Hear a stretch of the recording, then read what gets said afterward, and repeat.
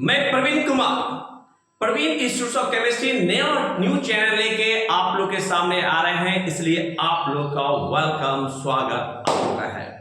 अब यह देखिए कि चैनल बहुत अच्छा बनाऊंगा, उस पर मेहनत करूंगा, लेकिन आपका भी फर्ज बनता है उसे सब्सक्राइब करना, बेल आइकन दबाना, जिससे लेटेस्ट वीडियो आपको आता रहेगा, जिससे एग्जाम के लिए आपको बहुत ही सपोर्ट मिलेगा। 2025 के एग्जाम के लिए सुपर से सुपर डिट्टो एग्जाम में आएगा। कैसे आएगा उसी की तैयारी के लिए आप लोग के सामने आया हूं। सबसे पहले हम पढ़ाने जा रहे हैं आप लोगों को केमिस्ट्री। क्या पढ़ने जा रहे हैं? केमिस्ट्री। केमिस्ट्री में आप लोग पहले से जान रहे होंगे कि एक फिजिकल केमिस्ट्री, एक ऑर्गेनिक केमिस्ट्री, एक क्या पढ़ते हैं? Inorganic chemistry. फिजिकल केमिस्ट्री में कुछ चैप्टर हैं, the solid state solution, electrochemistry, chemical kinetics and surface chemistry.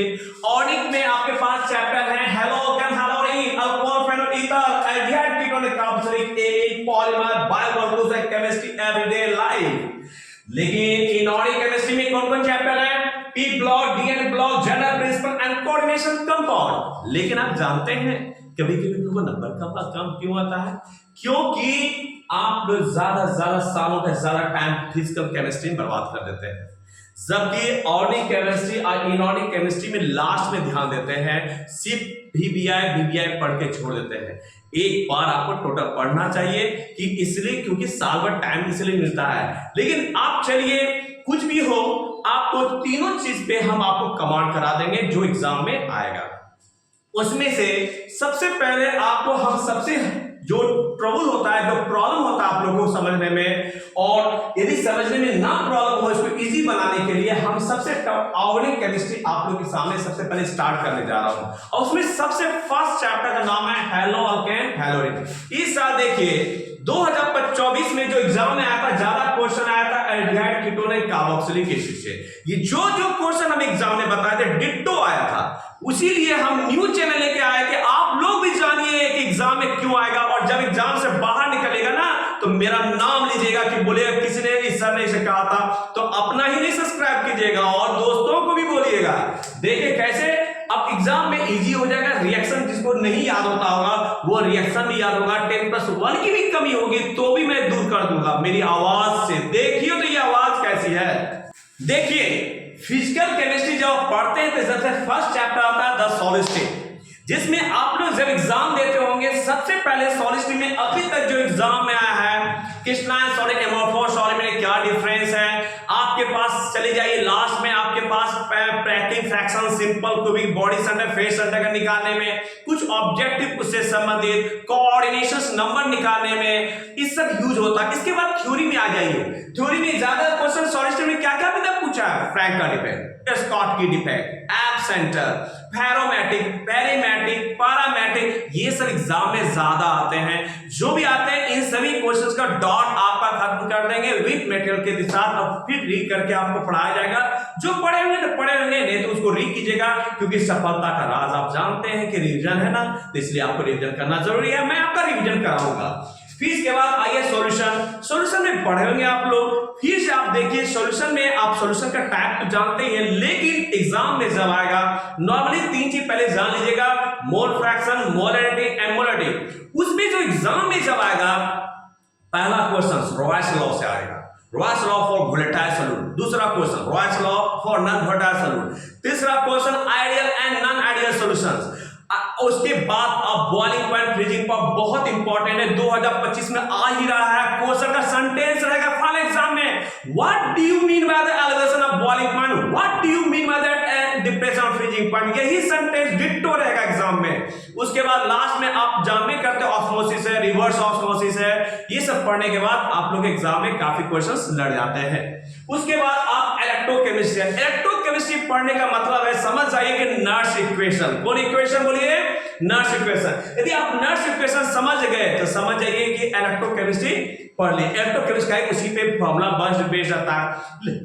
लेकिन जब आप जाइएगा इस साल 2025 में कौन आ रहा है, यदि ये पूछिएगा हमसे तो मैं बता रहा हूं, आप देखिएगा इस बार आ रहा है, इस बार इससे आएगा इलेक्ट्रोकेमिस्ट्री से, जिसमें आपके फैराडे का फर्स्ट लॉ, फैराडे का second law, molar conductivity, equivalent conductivity, इस एग्जाम का सबसे इंपॉर्टेंट क्वेश्चन इस साल का रहेगा।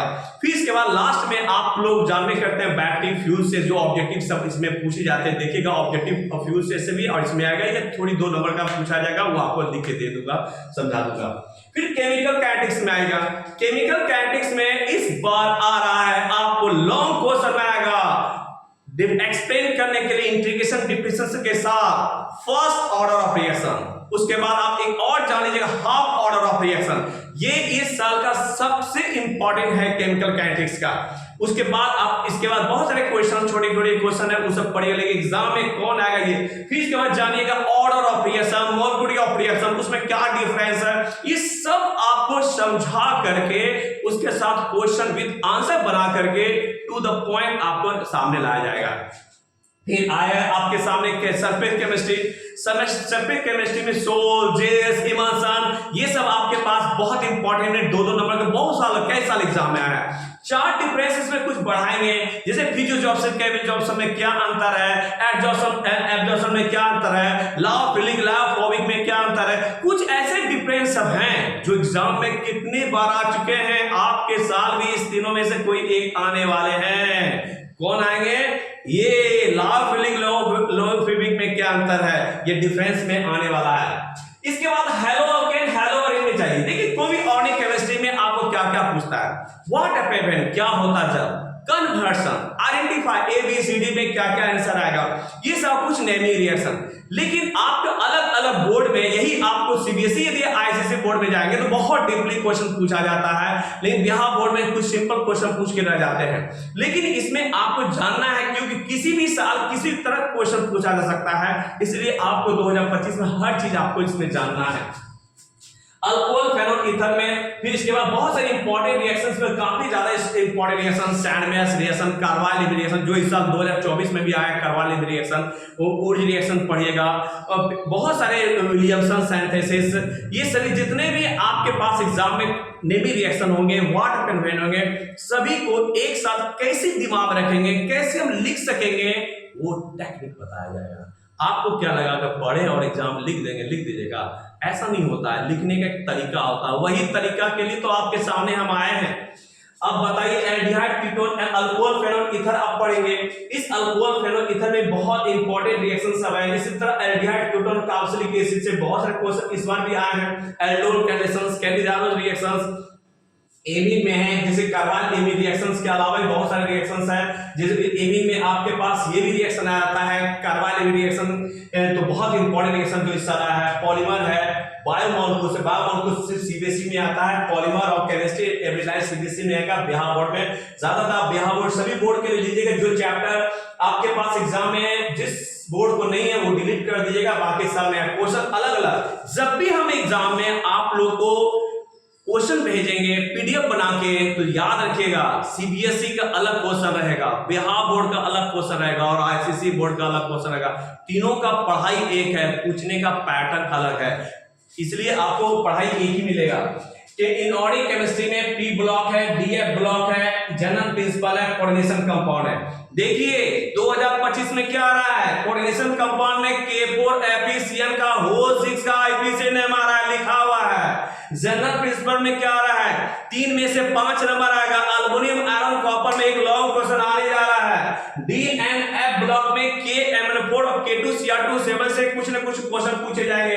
अब P ब्लॉक से इस बार आ रहा है कि ऑस्टवर्ड प्रोसेस से नाइट्रिक एसिड कैसे बनाएंगे, फर्स्ट क्वेश्चन। सेकेंड क्वेश्चन आ रहा है आपको कांटेक्ट प्रोसेस से एस्टर कैसे बनाएंगे, और थर्ड आपके पास इस बार बहुत इंपॉर्टेंट क्वेश्चन है सीवीड्स, समुद्री घास से आप आयरन कैसे बनाएंगे।